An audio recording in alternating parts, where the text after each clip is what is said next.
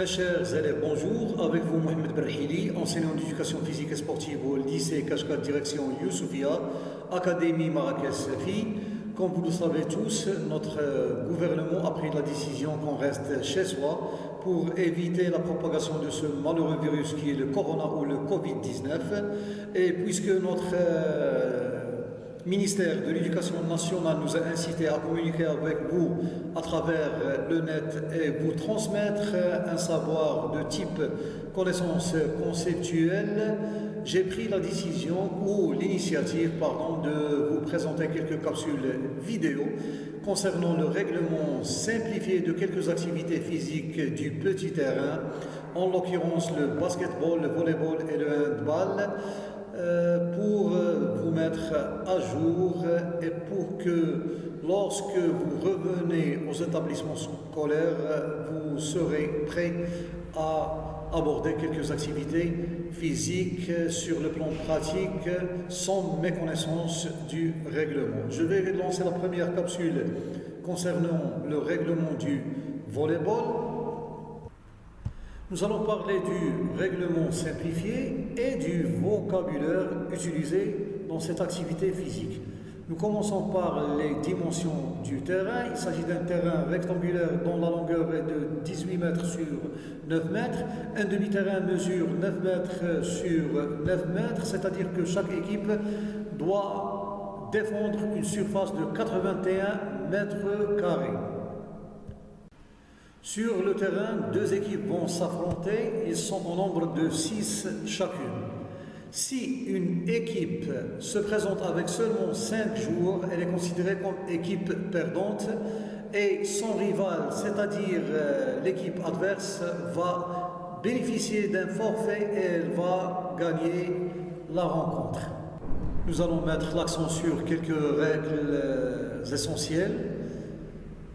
On va commencer par le service, étant donné que c'est la première arme pour envoyer la balle vers le camp adverse. Le serveur doit lancer la balle, la frapper et l'envoyer directement vers le camp adverse. Celle-ci doit dépasser le plan frontal situé entre les poteaux et la bande supérieure du filet. En plus, le serveur ne doit pas dépasser la zone de service latéralement, ni à gauche ni à droite. Sur les terrains, il y a deux traits interrompus au prolongement des lignes de côté qui délimitent la zone de service et qui ne sont pas mentionnés ici. Donc le service doit être effectué à l'intérieur de cette zone et le serveur ne doit en aucun cas dépasser latéralement, que ce soit à gauche ou à droite, ces deux traits interrompus, bien sûr, malheureusement, qui ne sont pas mentionnés ici.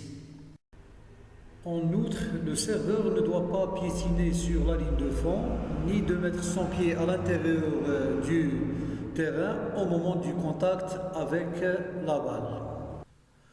Au moment de l'exécution du service, ça peut qu'une balle touche la bande supérieure du filet. Cette action est considérée comme une bonne action et le jeu va continuer à condition que la balle regagne le camp adverse. Si cette balle tombe à l'intérieur de notre propre camp, elle est considérée comme faute et la balle revient à l'équipe adverse, bien sûr. Une équipe marque le point si elle fait tomber la balle dans le camp adverse directement, soit par faute d'un adversaire, soit que l'un des adversaires renvoie la balle directement à l'extérieur. On va parler maintenant des balles in et des balles out, c'est-à-dire les balles dedans et les balles dehors. Donc on va visualiser ça. Toute balle qui tombe directement dans le terrain, soit directement, soit par faute d'un adversaire, et elle tombe dans le terrain, elle est considérée comme balle dedans.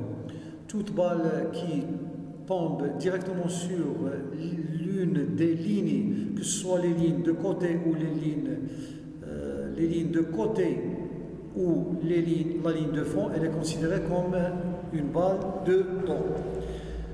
On va passer aux balles out. Toute balle qui sort complètement du terrain, c'est une balle out.